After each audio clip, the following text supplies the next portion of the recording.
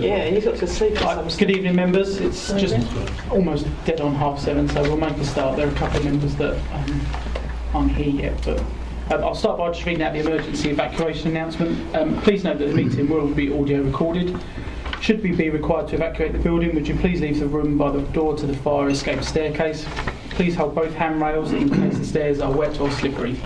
If anyone is unable to use the stairs, would they please allow others to exit the room before they go to the fire escape door, where they can then be given assistance. Our assembly point will be in the public car park at the side of the Civic Suite. Please do not delay your evacuation to collect any belongings, and please do not return to the building until given permission to do so by council staff. Item 1 on the agenda, apologies for absence. Don't believe we've received any. Okay. Nick Cooper is intending to arrive, but he might be delayed because he's coming from Kent. Thank you. Anyone else? No? Any non-members attending? There are none. Item 3, minutes of the meeting held on the 8th of November 2016. These minutes have been circulated. Hopefully everyone's had a chance to have a review. Are members happy for me to sign those? Okay. Thank you very much. Any declarations of interest at all?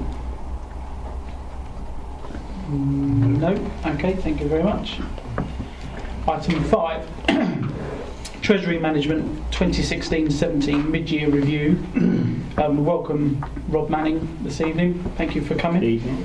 Members will have all had the report circulated to them and had an opportunity to have a look at that. Perhaps, Rob, we could start, if you could just talk us through it. Yep, I can just give us a bit of a verbal update on it, although we have to have a chance to read it, and then maybe answer some questions that members will have afterwards. Yep, certainly. Thank you. Good evening, everyone. So the Treasury Management paper you have in front of you. So basically there is no change to the Treasury and Investment Management policy that was agreed back in April, I think, so there's no specific change there. We've highlighted, or we've reconfirmed the capita colour coding that we use to help band our investments. There is no change there. It's just to make sure everyone's aware of them, and we just keep them at the forefront of everyone's mind. The total capital expenditure of the council has increased from 474,000 to 927,000 this year.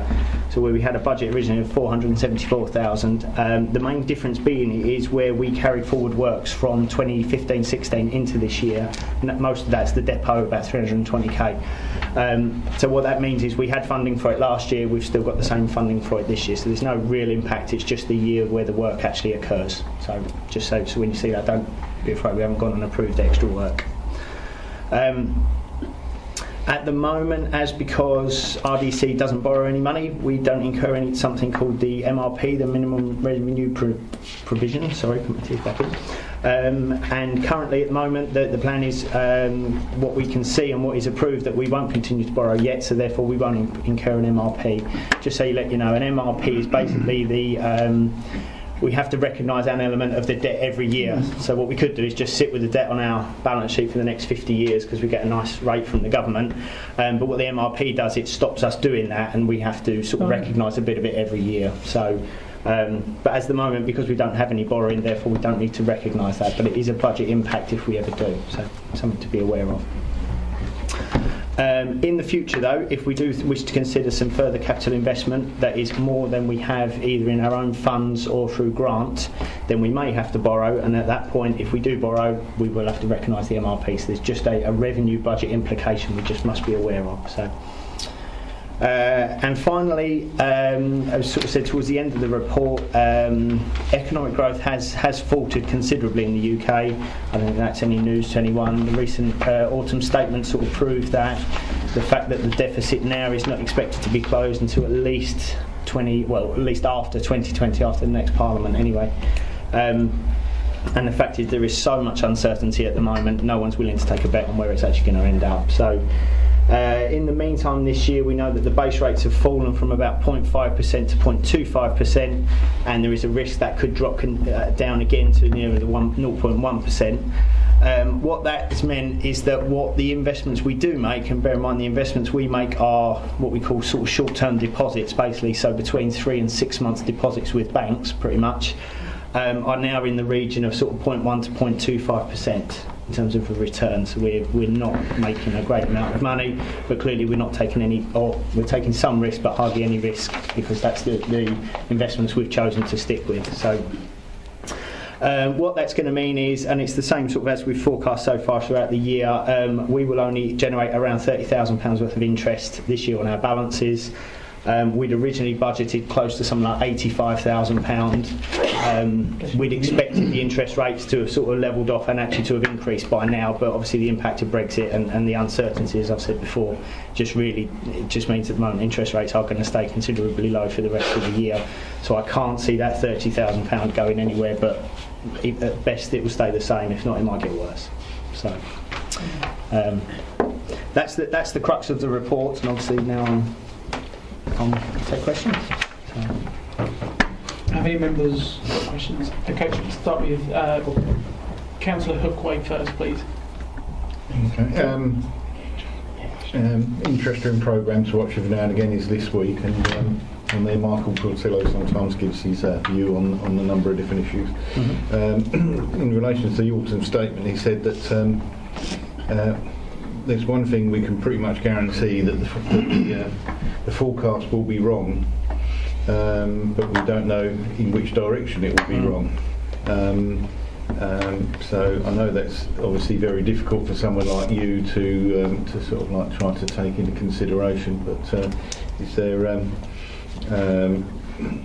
there anything that you know, is there parameters that you try to work within rather than trying to sort of like focus on a specific guide, or do you look at other forecasts as well? Well, to be honest, we get a lot of our information from Capita, so we get a lot of Treasury advice from Capita.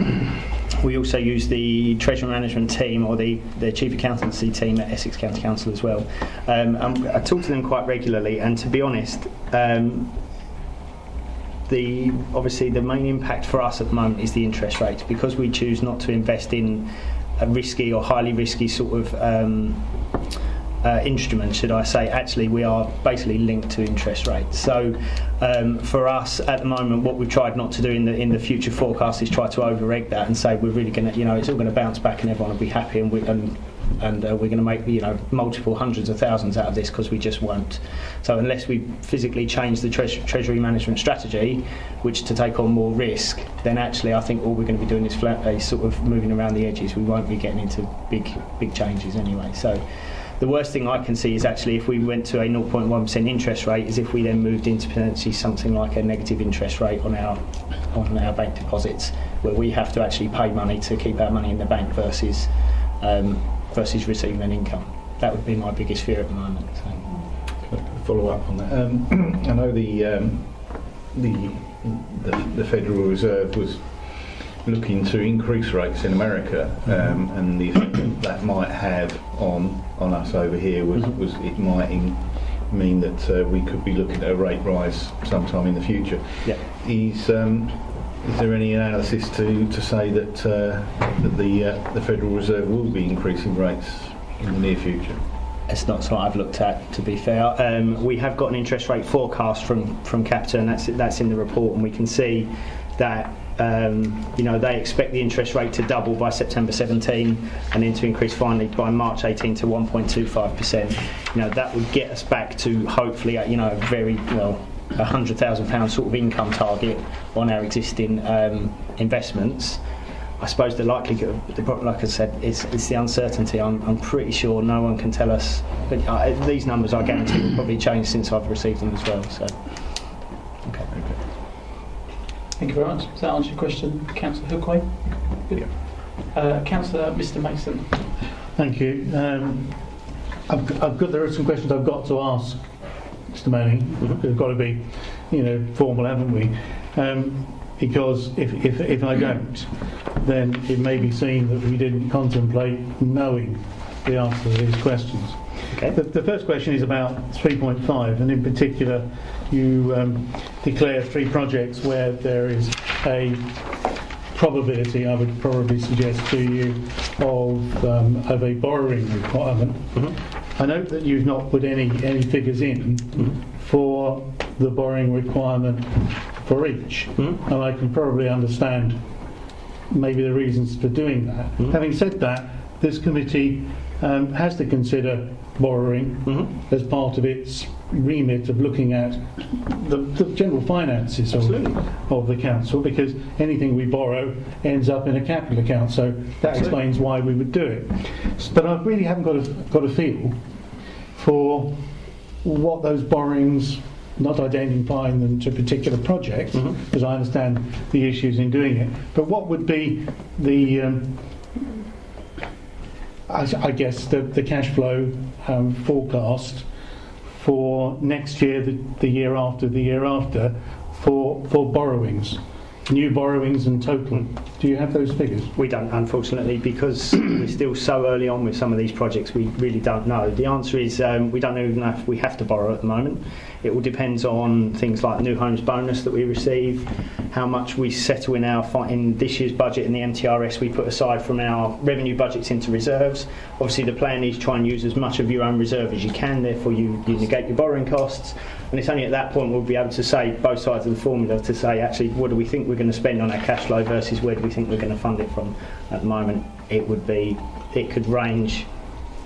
Yeah, I just don't know. Can I follow up on that, Chairman? I have another question after that. Okay. But okay, so do we have any back of the envelope risk, I guess, profiles on that? Although I'm asking you something that would go with a formal report, and therefore would have been, as you rightly say, assessed from business cases. You haven't even got anything, and I'm sorry to use the term, but the back of an envelope that might give us any feel. No, I'm sorry, not at the moment. Okay. I was bound to ask the question. Absolutely. Otherwise the public record will show that this committee was not interested in asking the awkward questions about how much we might be borrowing.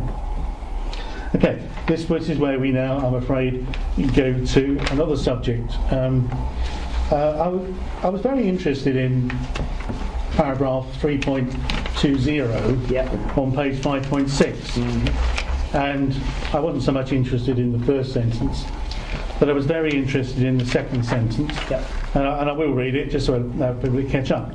A review of the Council's investment strategy will be undertaken in the new year. New tier? No, yeah, definitely. We're going to have tiers. Yeah. Okay. And strategy considered that seeks to maximise the returns on investment. And end of the recommendation, we're talking about identifying any issues on this topic for further consideration, discussion by the committee. And I assume the committee means review committee. Okay, so to kind of kick that off and understand the scope of that, obviously you explained to us that maximising the returns on investment wasn't something that had a very great prospect. At the same time, I've got a sentence that says we're going to do that, absolutely. and I guess this committee is going to do it.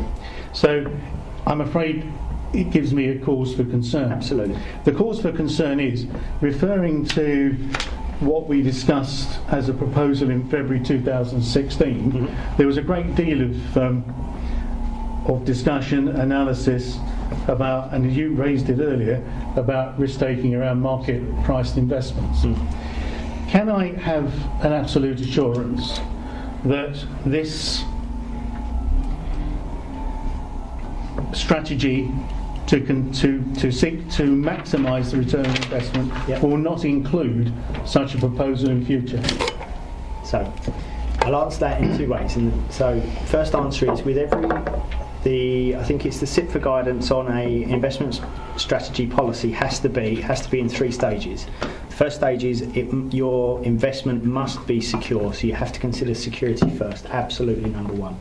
After that, you then have to factor in the liquidity. So how quickly, how ready is your money, how quickly can you turn it back into cash to go and spend it again.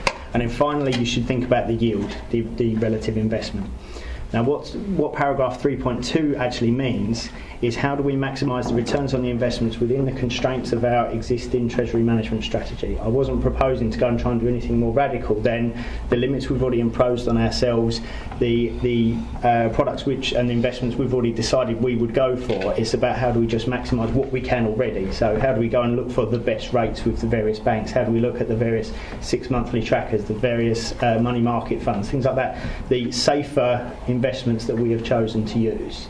Now, I'm not going to say absolutely in the future we won't go and do more risky, higher return type products, because actually in a year's time, 2 years' time, it may be the right thing to do, but we certainly cannot do it outside of this group, and it will only be through an approved treasury management strategy. That caveat, that 3.2 is not supposed to be another way of getting that in. If we are going to talk about dedicated products, for me, we have to list them out in the treasury management strategy and we'll discuss them. So for me, at the moment, this is not intending to try and get that through the back door if that was the intention. So.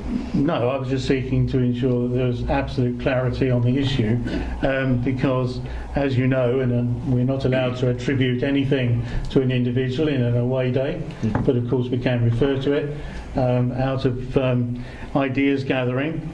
There was a consideration given to that, and a proposal made for that, and obviously I'm bound, to ask the question, does that have any sort of wings? And clearly it doesn't. You did talk about we might reconsider that in the future, and of course I can accept that, but from my point of view and the experience I've had, and it's been in treasury and asset management and markets, then I would say I find it awfully difficult to see a set of circumstances where we would be very assured that a market value of an investment that's market related and interest bearing would stand still for a long period of time. Because you bear in mind that if the price of a market interest instrument falls, that then stops you getting your money back in terms of the nominal amount you invested.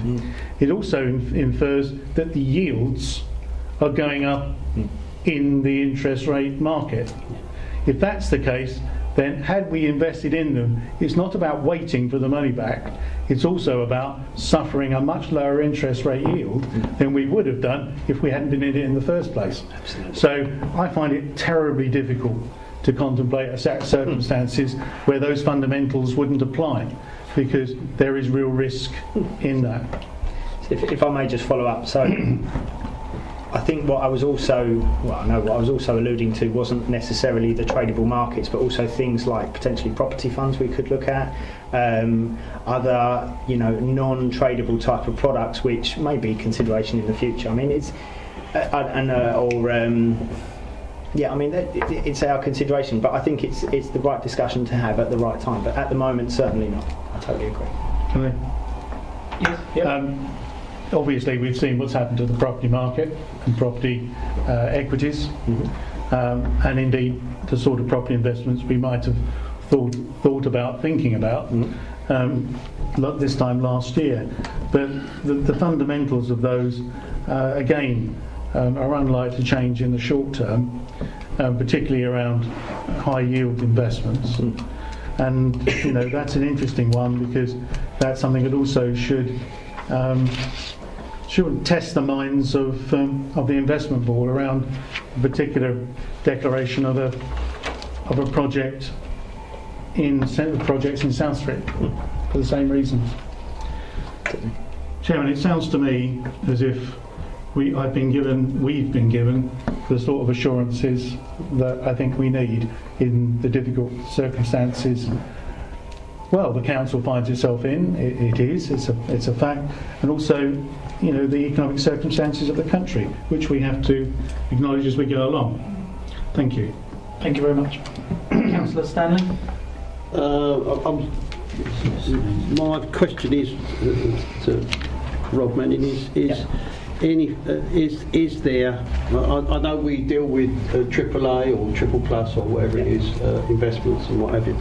But have we looked at alternatives just as a scheme, just to look at, say, AA or something like that, whichever it is below that standard, what we are looking at.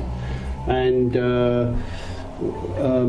if there's anything that we could sort of not foresee, obviously, but perhaps with a little bit of hindsight of what's going on, if we could have perhaps moved a little bit to one side, just fractionally, not totally, but fractionally, could we have made a better?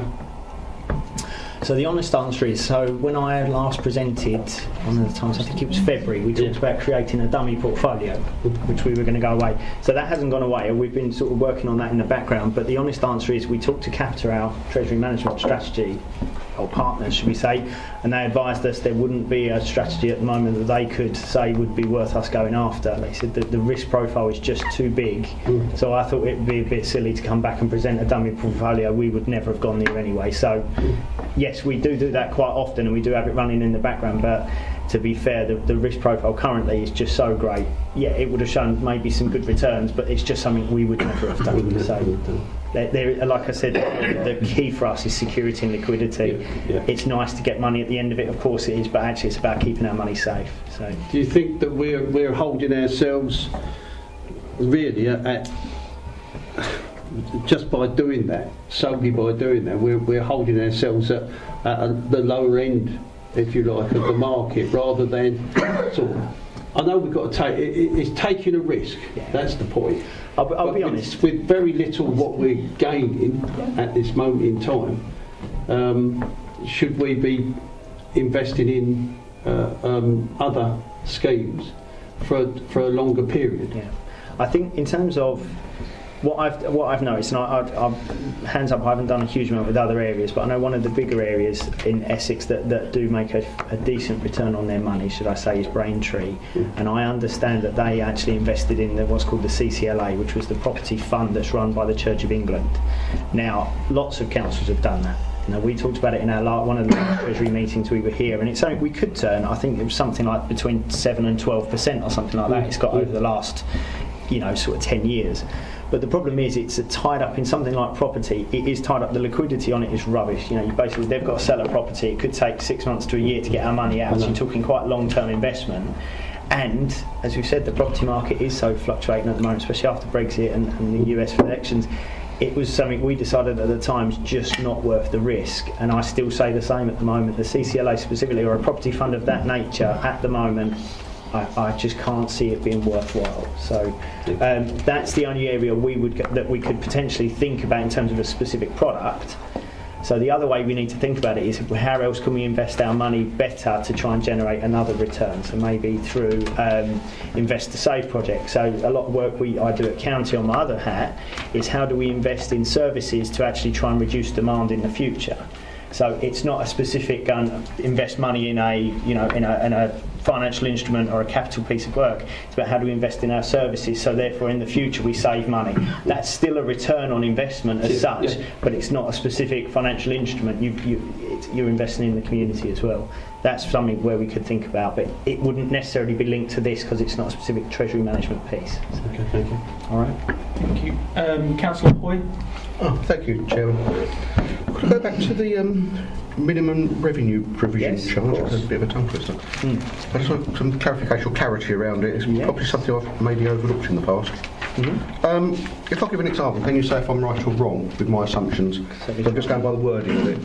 If in the past we'd borrowed, say, £2 million to buy our refuse vehicles, instead of borrowing it, we've actually gone out and borrowed it, are we saying that the £2 million would have been put through over a length, I don't know how many years, not just the interest, the actual £2 million we borrowed would go through the revenue account? Yes, that's right. And how is that? Is it all of it over the life of the project, or all of the item over the life of the asset, whatever it is? So we're talking about this is where I want a clarity. You're talking about the borrowing. Are we talking about the borrowing or the asset you've purchased with it? Both. So you get a double hit. So you pay for the loan. And you pay for the interest cost on top of it. Yeah, the interest. But don't forget, we don't depreciate the same way. Yes, this is what I'm getting with clarity. Public accounts don't. So in effect, you're depreciating the asset and you depreciate the interest. That's what you're doing. Which is the borrowing, but we're not doing the asset as well. Doing the asset through the borrowing. Right, that's fine, I understand it. It's the difference between public and private accounts. Yeah, no, that's fine. That's why I needed clarity. Yeah. I understand. It works out the same. Yeah, and the reason being, just to explain what that means is, in the past, councils, local authorities and the NHS could have borrowed lots and lots of money at what we call PWLB rates, so government discounted rates, 1-2%, and they could have borrowed it, basically stuck it on their balance sheet and forgotten all about it.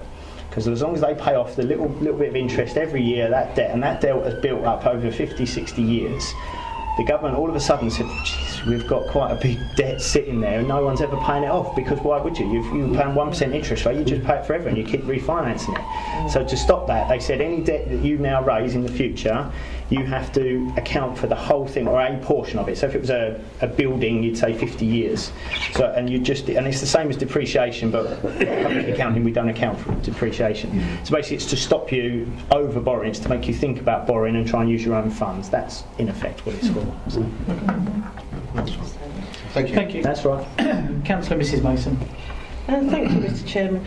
I've listened with interest, and I think we've heard an awful lot, and we've had a lot of clarification on the subjects under discussion. What concerns me slightly is that the two recommendations that we have don't quite mirror the conversation that we've had. And if I could just at this point make a suggestion, and then it's up to you whether you want to alter that or not through the chair, that 5.11 we recommend that the full council note the contents of the Treasury Management Mid-Year Report rather than recommend it, because obviously I don't think we are recommending anything in particular other than we'd like that noted.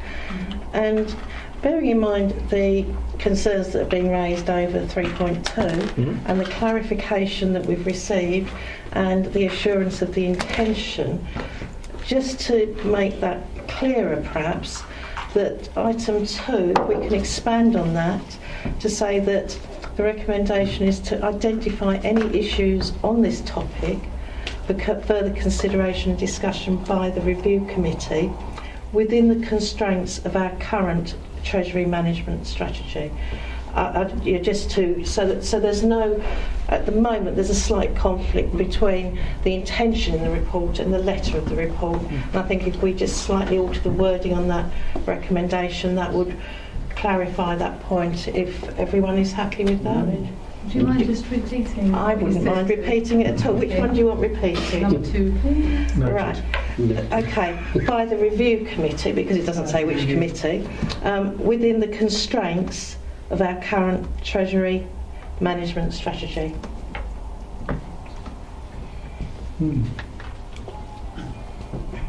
Is that okay with you, Rob? That's fine, yeah, it's absolutely. Yeah. Members are all happy with that as well? Yes.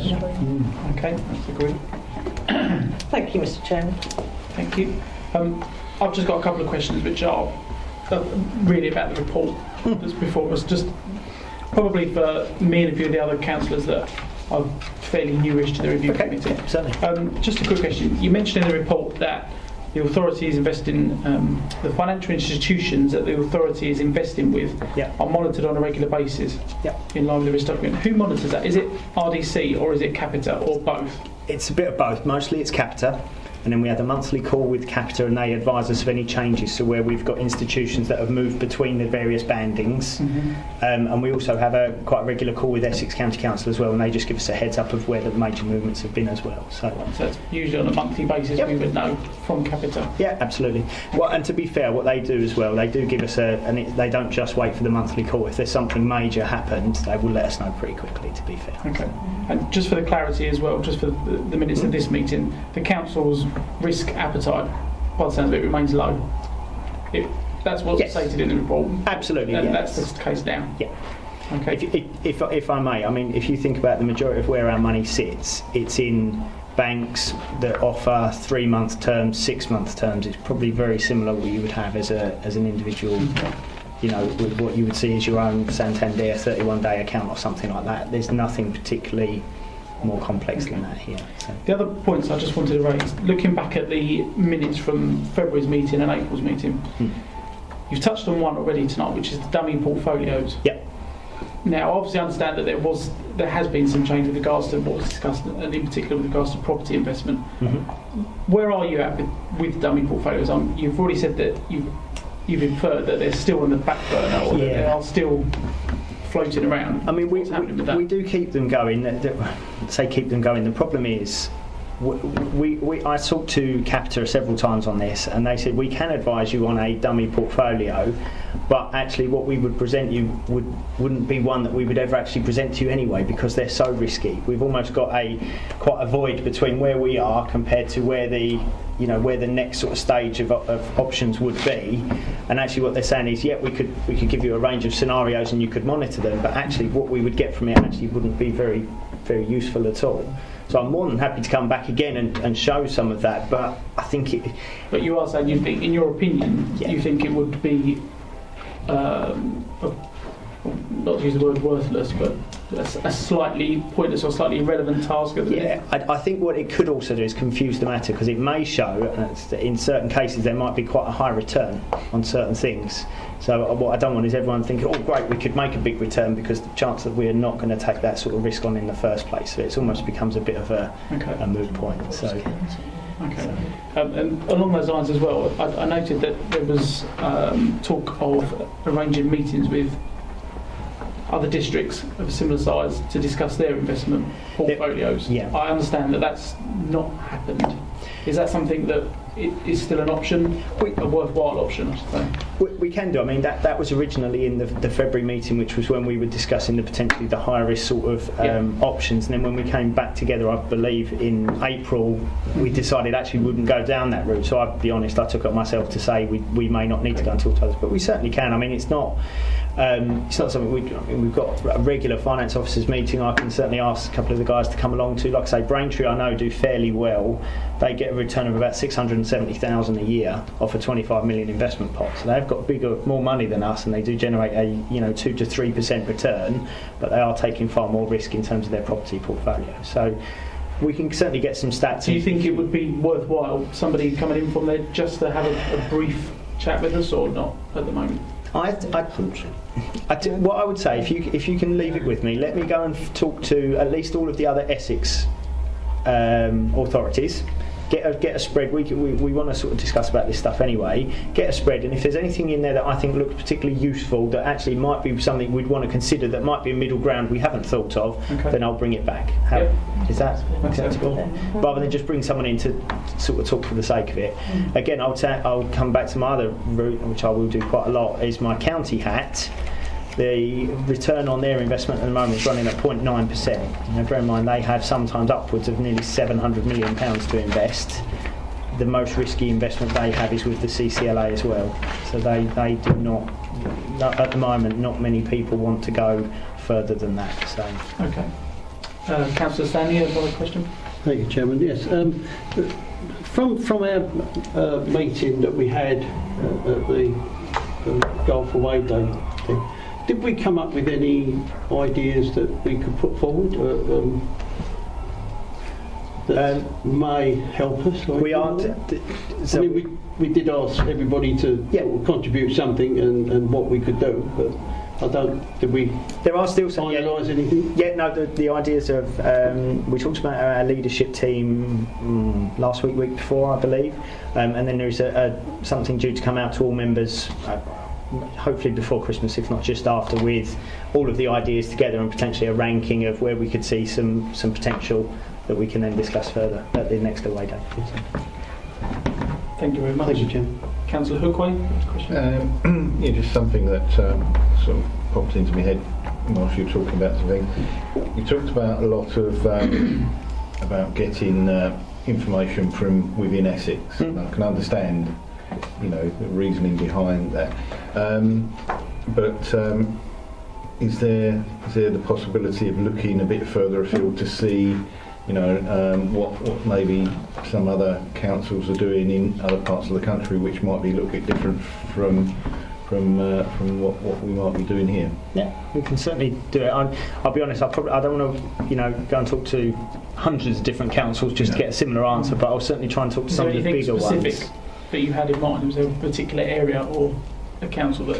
Well, it's got to be something that is comparable. It's no good looking at an authority which, like a unitary authority or something like that, because it's not going to be much that you can take out of that. But perhaps there are some authorities which have some quite good comparisons that may be of interest. Yeah, can certainly. We'll give it a go. Yeah. Thank you very much. No members have got any other questions, I don't believe. No one's signalling that they have, so thank you very much for attending the meeting. Are members, going back to the report, are members happy to note that report and with the amendments that Councillor Mrs Mason proposed? Agreed. Thank you very much. Thank you. Good night. Thank you. Good night.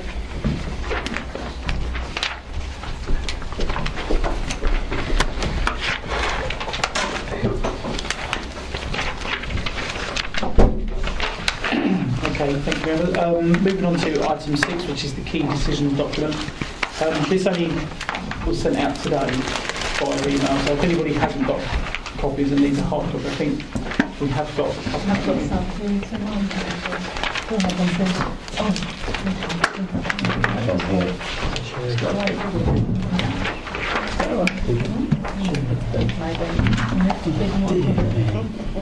No, I understand.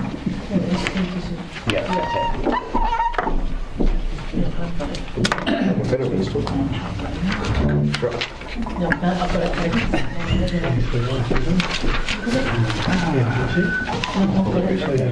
I've got one. I wasn't holding up for that, I was holding up for a question. Sorry. Have all members got a copy now, yeah? Yep. Okay, we'll refer you to, would you rather ask a question before I refer to Paul, just to run through them? Or would you like Paul to run through them first? Can I just ask a question? Yep. It's a comment Yep. and a concern. The concern is that on this one, 10/16 has slipped by 2 months already from the last one. And it's just that I've noticed that there is quite a lot of slippage in some of these key decision documents, which does give me some concern. So that we're getting, the last one for 10/16 was 30th of November 16, for instance, and then that's this one. There's others which were earlier as well, and I think the one below's slipped a bit. It may not have done, I think it has, but Yes. that was the comment Okay. and the concern. I don't know if we could express that Can to you perhaps relay that the to officers. officers? Yeah. The first two, as Councillor Michael Hoyt pointed out, have both been on there before. The first one has slipped from the 30th of November to the 31st of January, and the second one has slipped from the 30th of November to the 30th of December. I will make officers aware that their slippage has been noted. So you're not aware of any reason why that is? No, I'm not. As members will know, it came out today, and I haven't had a chance to actually talk to the officers involved. Okay.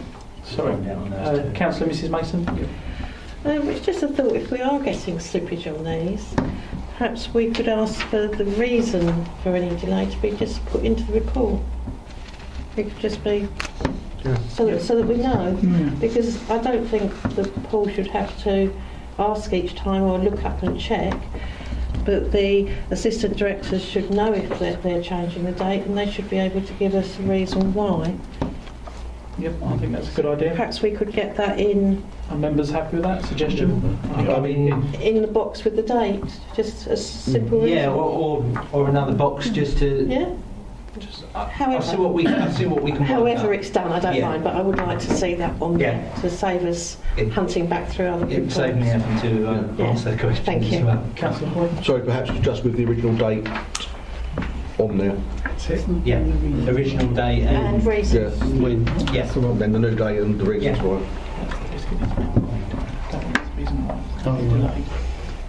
Okay. The only new one on there is for the voluntary sector grants. the 2017-18, which is due to be made on the 28th of February. 2 days later. It's actually moved. I think it always used to be round about Christmas, December time. There was always a Christmas. rush, but I think there was a report that went into exec that has agreed the date will move, and it's more to the budget process and further on. But that's why there's usually a group that sorts out those from all the parties. So, Councillor Hookway? Yeah, I mean, just to confirm that really, because I've been on the panel that's been involved with that. The ones on the 2 occasions that I've been involved, it's always happened before Christmas. But I think you've probably provided the reasoning behind it, because it's tying much more into the budget process now, isn't it? yeah. I think, did they do a top slice for RABs, yeah. Yep. And CAB. and CAB, so now it's just the others, and that can actually move. I think RAVs and CAB have always been, well, CAB have got an agreement, a 3-year agreement, but RAVs have got to know their funding, and you've got to give them 3 months' notice, and that's why it was always been before December, in case we weren't going to fund further on down the line. Are the applicants aware of the change in the date, because that might affect their sort of budgeting? I know Andrew has been liaising with the various groups, and he asked for input from them and applications, because obviously RABs and CAB are different beasts to the other funding requests that you get. Okay, thank you. Councillor Mr Mason? Chairman, I did indicate to you before the meeting, so if I may, I know we're looking at key decisions and we have those key decisions listed, but sometimes we're unaware of the other things that a review committee can actually do. And there was a very interesting meeting of the investment board on the 16th of November, and although the minutes haven't been adopted and only will be adopted when there's another investment board, I just thought I'd draw attention to something that we may not have realised. I'll just read the particular single sentence. In response to a member question relating to commercial decisions taken by the investment board, officers advised that these would still be subject to call-in by the review committee. So I just thought I'd, at this point of looking at key decisions, to also remind members that, and the chair of course, that decisions of the investment board can still be called in. Okay, thank you very much. Has anybody else got any questions at all in regards to the key decisions document? No? Okay, thank you very much. Moving on to item 7, which is the work plan, which again everyone should have had a copy of. If anybody needs a copy, would they indicate to Michelle so that she can hand them on? No? Okay. Paul, can I ask you just to... Yep. Okay. At next meeting will be the third-party software report and building control. You'll notice this update has been added to the February one was requested, and Sanctuary Housing who have actually agreed that they're coming, so I can confirm that one as a definite. On the 14th of March, you'll notice Citizens Advice Bureau. As we have a 3-year agreement with them, they should be reporting to a committee about what they're doing. And so I've slotted it into there as it's usually the review committee that look at those sort of things. Yes, Councillor Mr Mason. Chairman, there's a couple of things. I've been fortunate with Councillor Hoyt to have a meeting with the Managing Director today in the usual course of review. And there is going to be an interesting report in January about building control, of which it will visit the issues that building control has been encountering in all sorts of ways, with proposals for immediately going forward, but also there is the opportunity for a project plan to be put in place to consider other options for delivering the service. So I just thought you'd be aware it's not a straightforward report.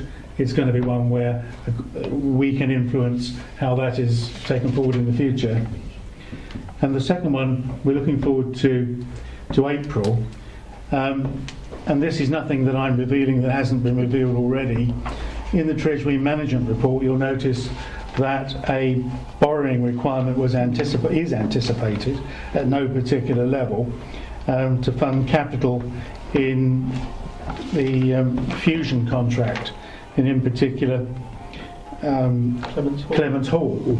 And you'll know that we've only this year taken reports from the portfolio holder and the officer responsible for that service.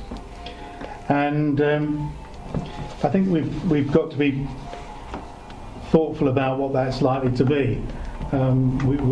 We did say to our officer that we had an expectation that notice would be given in respect to refurbishment of the wet area, and it seems that that might be something that is going to come up and we want to ask about with Fusion. I'm going to suggest, Chairman, that we did last time. I know we're talking about April, but time moves on. That we have a two-phase process of that report. We have our officer, assistant director, responsible for the leisure contract with the portfolio holder, because we may well wish to explore what has happened since we last met, and then with Fusion maybe to review what their response to that is. Okay. Not trying to be cryptic, just trying to suggest that there's a great deal more to both of those than it might be evident to us. Would you like a member visit? That's what to happened the last sites? time. I'm just bearing in mind that we've got a lot of new members that possibly haven't seen the sites, and it might be useful to visit the sites beforehand. Would members find that useful? You have a general show of hands, or Okay, that looks like if we could arrange that. Yep. That would be handy. And also, just referring back to the point Councillor Mr Mason made with regards to the report for the building control. If that report's coming out in January, I think, Paul, can you just check to see when in January, because obviously their meeting's the 10th, so we need it early January. It's going to be quite meaty. You should get it between Christmas Yay. and New Year is when the agenda should be published. I'm seeing the AD planning next week to discuss the report and what it's going to consist of. So Okay. it should well be ready in time, Okay. is what I'm saying. Okay, thank you very much. Have any members got any questions at all, or any points they'd like to raise? No? Okay. That concludes the meeting. The meeting finishes at 8:17 p.m.